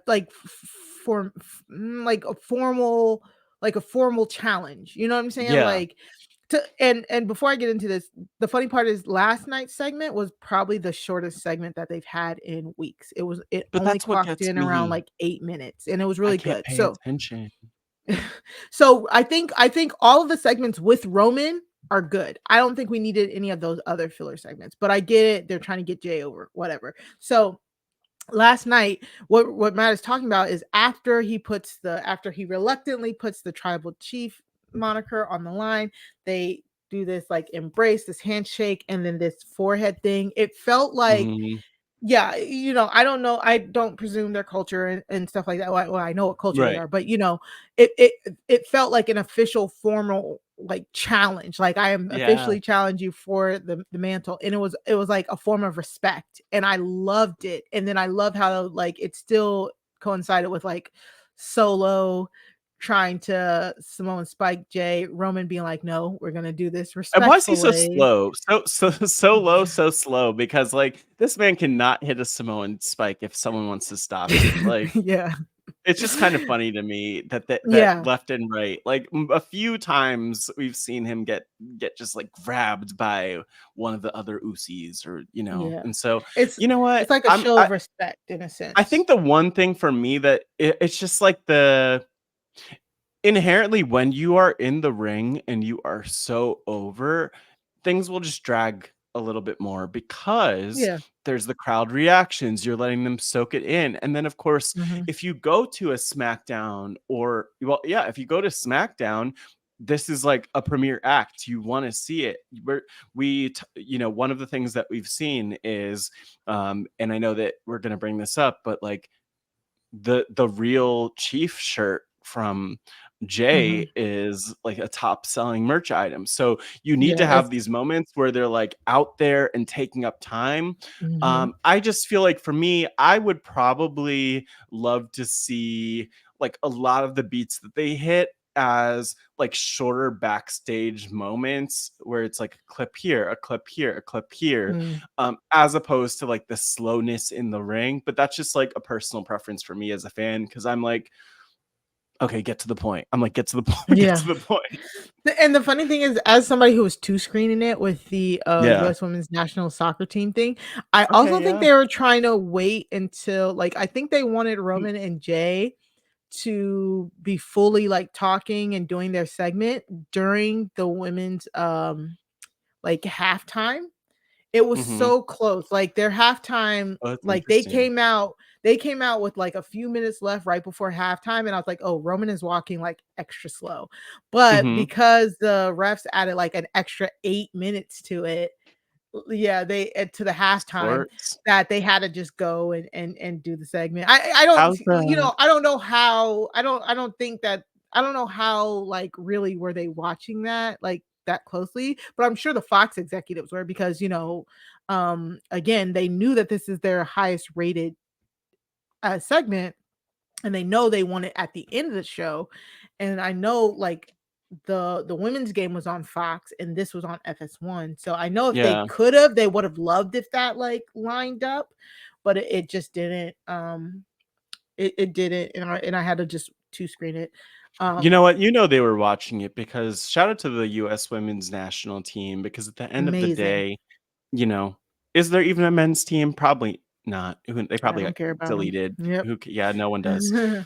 So yeah, but yeah, so I agree, but I'm loving the Bloodline storyline. I get it. Like this, we're so close to SummerSlam that it just feels like everything's dragging to me almost. It's like, let's get to SummerSlam, you know? Yeah. And it's still like 2 weeks away, but I love it. I'm glad to see that thing. But can we talk about, so it's tribal combat? I was Uh-oh. like, ooh, what's tribal combat? It's just a UFC. no rules street fight, really. It's just like a cage. It's just another name. We talk about it like another name for Oh my God, Mari. Do you remember when they did the Nigerian? Yeah, the street drum fight? match.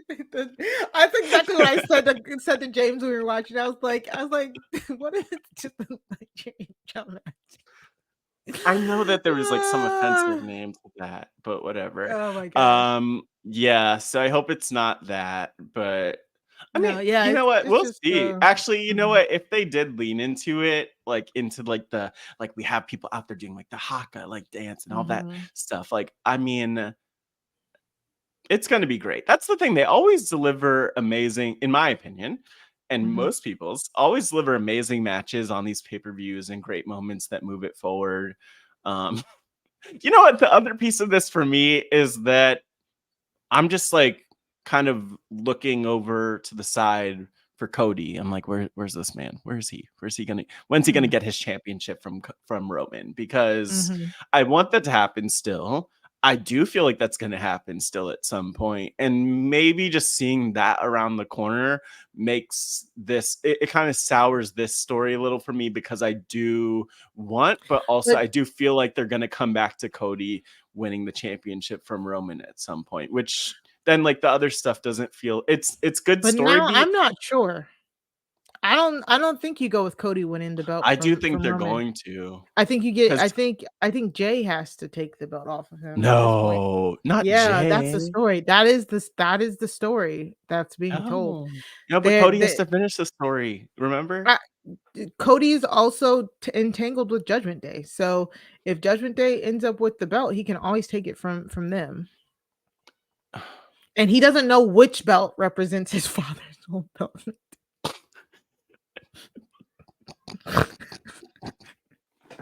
But he's over.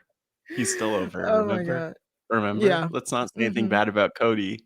We're sponsored by him. But yeah, so so I think it's good. I can't wait to see what this uh tribal combat is. Kerfluffle? I think Oh, you're right. I think they need to bring, if the tribal chiefness is on the line, then we should see just like, didn't they come out, Alpha and Sika, didn't they come out when Roman first got the belts like a while back?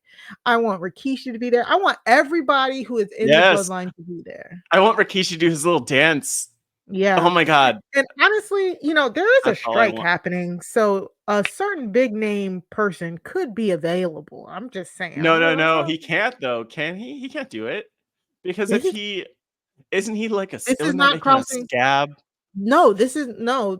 There's no union. There's no writers union here in Yes, this is So true. it's not crossing the picket line, and they actually encourage actors to do more independent stuff as long as those independent studios. Yeah, I was just reading about this. As long as No, those I'm sure you're independent right. studios I'm sure you're right. adhere. I just Mhm. just WWE not having any unions is a fun A thing. choice, yeah, exactly. So It I'm does just make saying, sense to I me. would love to see that. So and like you said, Jey Uso has the highest selling shirt on WWE Shop. The Real Chief shirt is the highest selling shirt. I mean, I'm sorry, like I think it was all smoke and mirrors to think that anybody other than Jay is taking this belt off of Roman at this point. No. Yeah, No. you gotta finish. Yeah, No. yeah. When though? At SummerSlam? I don't know. I don't think at SummerSlam, but I don't know. I don't I know, mean, man. okay, I'll put it like this though.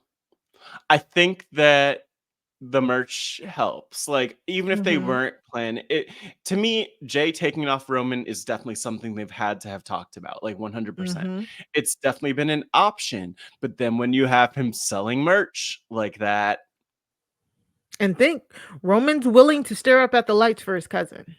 You know what I'm saying? So that's yeah, another but thing. Cody is like basically like family to him. Remember how Dog, Roman if is like Cody Dusty's no. son that he never had? If Cody pivots to taking the belt off of Finn or Damian Priest, everybody would still be happy at this point. That's why that was the whole point of them making this whole other belt without having Roman be pinned. But Honestly. his dad is the American dream. All right. And finally, let's Sorry. wrap this up so we can get up We out of have here. to. I know. Oh God, please keep going. What's next? What else do we have to talk about? The number one contenders match for the US Championship is set. Oh, sorry.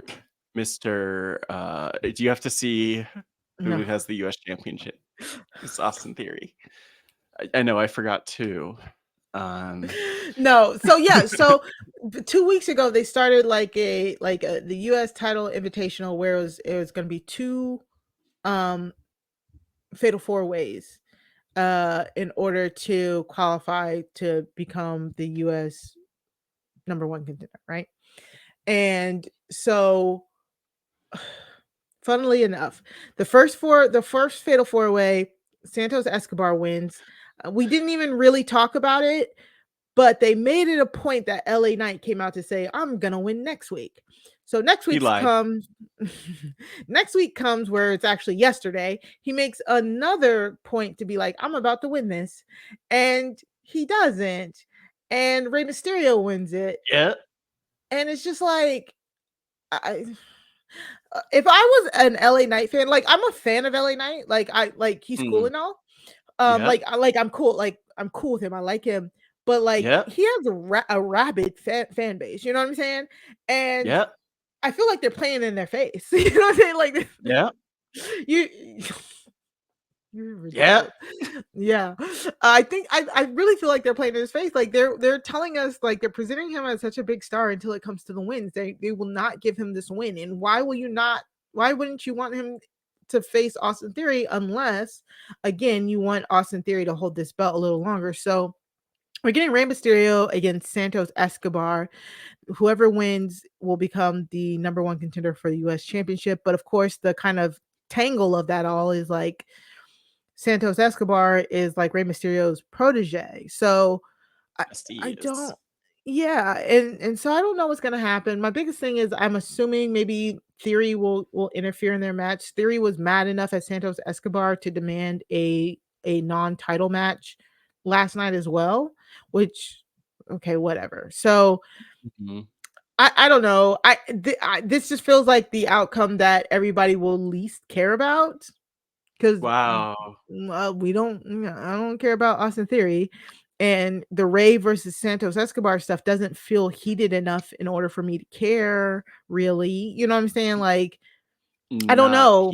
There's nothing there for me to grasp onto. So even say Santos Escobar does end up becoming the number one contender for the US Championship versus Austin Theory, would I care?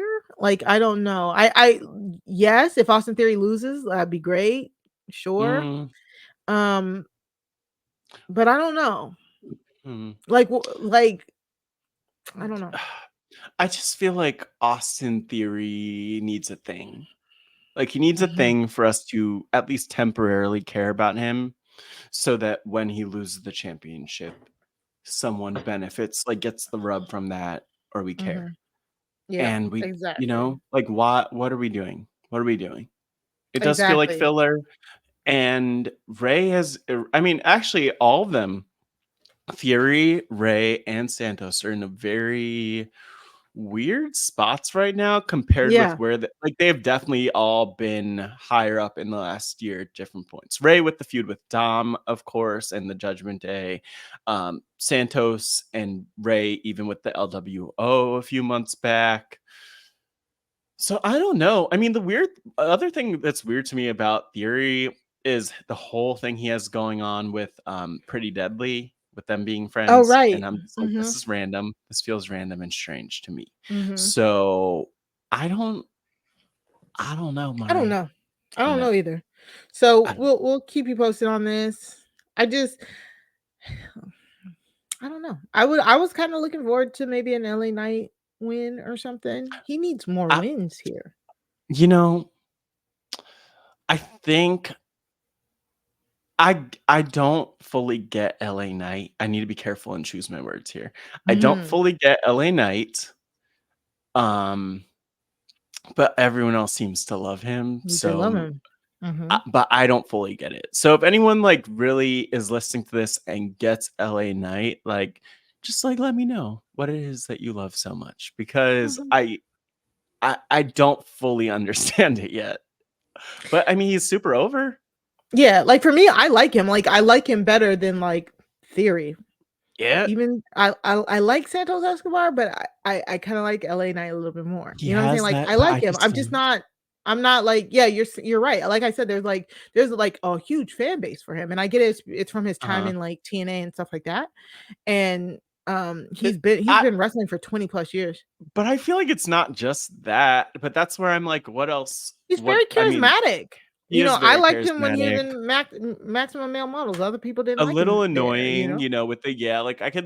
behind. Like I get that people love their 4-letter, like 1-syllable words, but Mhm.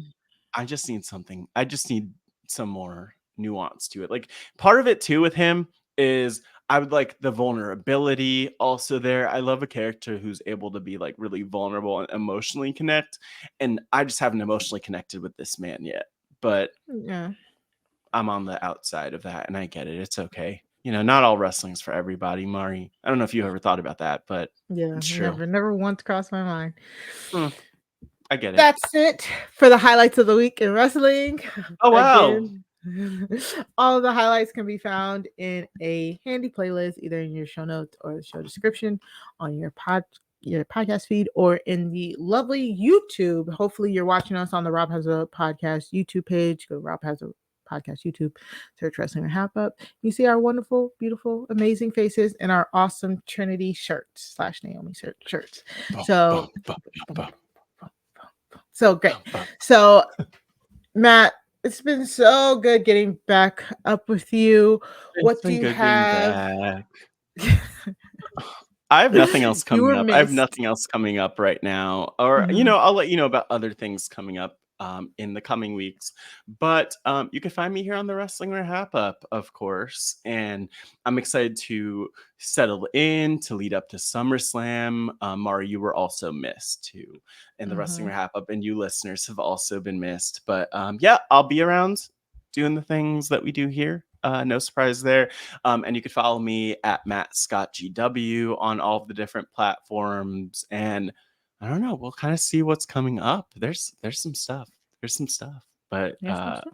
actually, like August is going to be a really fun month. I feel like by next week, if not the following week, which is SummerSlam, so we're gonna have to figure out when we're recording because we're both gonna be at Beyonce on different nights. So like, what are we gonna Mhm. do? But yeah, lots of cool things coming up, including probably some post-show recaps coverage of a show that I really love that we haven't recorded the podcast for yet. So we'll get there. Great. But again, Matt Scott GW. But Mari, more importantly, like who am I to talk about what I'm doing when the queen, Mari Forth, is here doing all of the things in all of the Yeah. places? So Mari, at Mari Talks Too Much, that's two like the number 2. Mhm. Let people know where they could find you.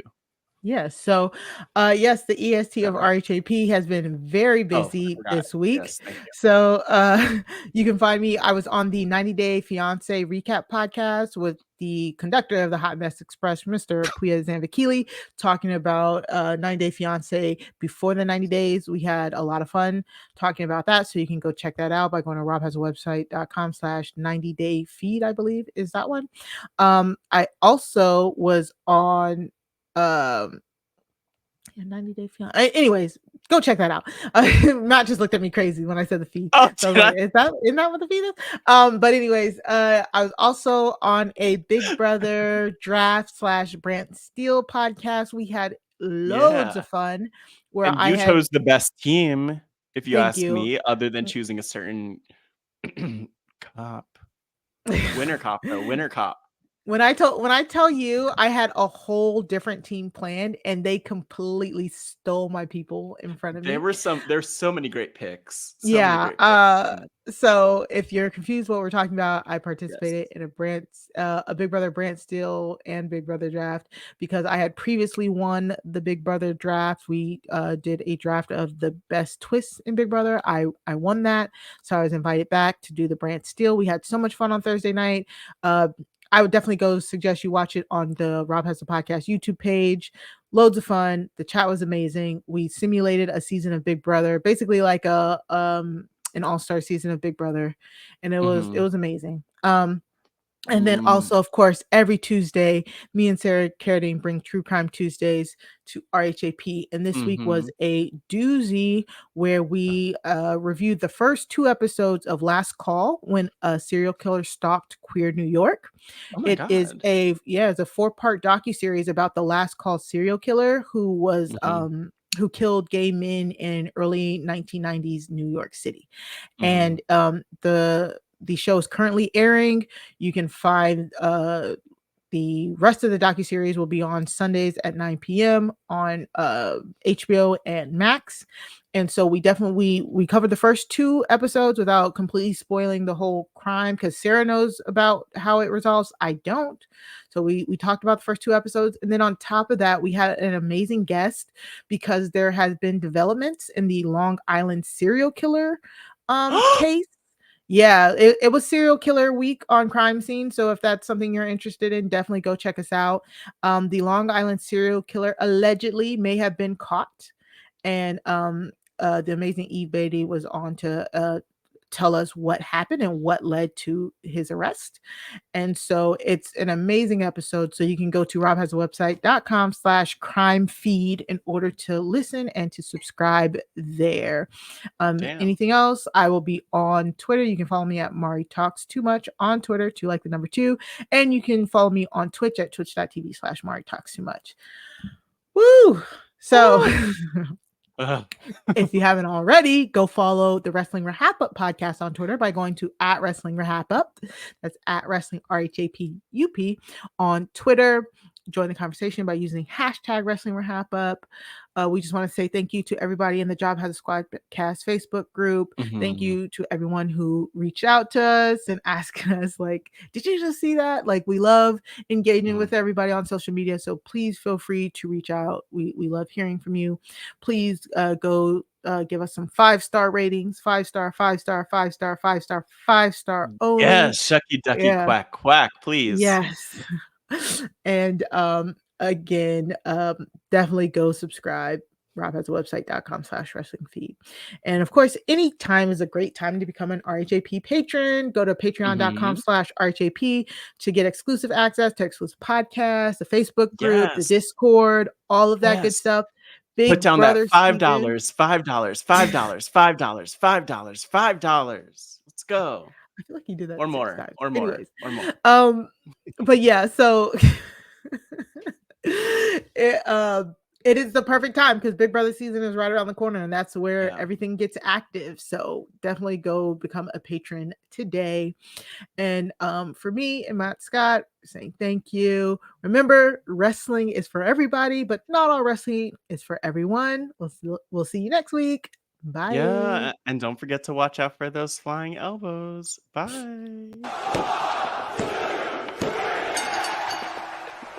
Throw 'em up, lay it down just like Matt and Mari. Wrestling liver RHAPUp's gonna make it sorry. Feeling like The Rock cause I'm driving in Ferraris. And we coming every week and it's feeling like a party. Moolah Ric Flair, showing out like Bianca, Belair, Best podcast, flush it in the air, Roman rings and we win it, don't care, No cap. Throw 'em up, lay it down just like Matt and Mari. Wrestling liver RHAPUp's gonna make it sorry. Feeling like The Rock cause I'm driving in Ferraris. And we coming every week and it's feeling like a party.